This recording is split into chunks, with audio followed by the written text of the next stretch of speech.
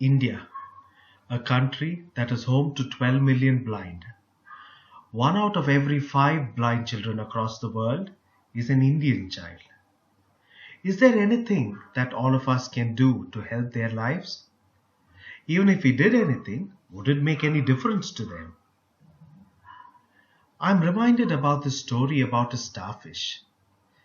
There was this little boy on a beach who seemed to be running up and down the beach. He would pick up a little starfish that had washed ashore, take it to the water, wash it in, and let it swim away. He kept repeating this on and on and on throughout the evening. Despite the time and the effort he took, maybe about 20 starfish were able to be put back into the water. There was this bald, stocky old guy, looked a lot like me, who walked up to this boy with a smirk on his face because he couldn't understand what this fuss was. So he called the boy and said, "What do you think you're doing? Can you save all these tens of thousands of starfish that are washed ashore? Why don't you just go play?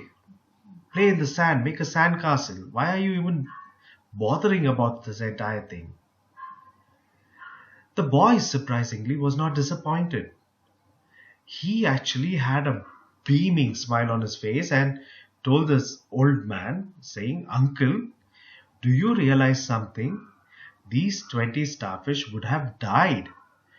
I was able to put them into water, and today they are able to swim away to their family." This story made me realize that every small action that we do can be a life changer in somebody's life. I went on, became an eye specialist, and was involved in some school screening. There was this little government school on the outskirts of Bangalore, and when we walked into the school, there was one boy who was very aloof. He did not come and greet us like the other children. He didn't have a smile on his face. He just sat all by himself in a corner. So I asked the teacher why this was happening, and he told me, "Doctor, don't bother. This boy Nandish is just not interested. He's an introvert. He comes to school, sits in a corner, makes complete mistakes from what I write on the board, and goes back home. He is useless. These other 10 children that are there, please screen them. These children will become big in life." Somehow I wasn't convinced. So I got this child, tested his vision, and imagine my surprise when I found that he had a power of minus 28 diopters. This was by far the highest power I had ever seen in my life. We then got his glass grounded.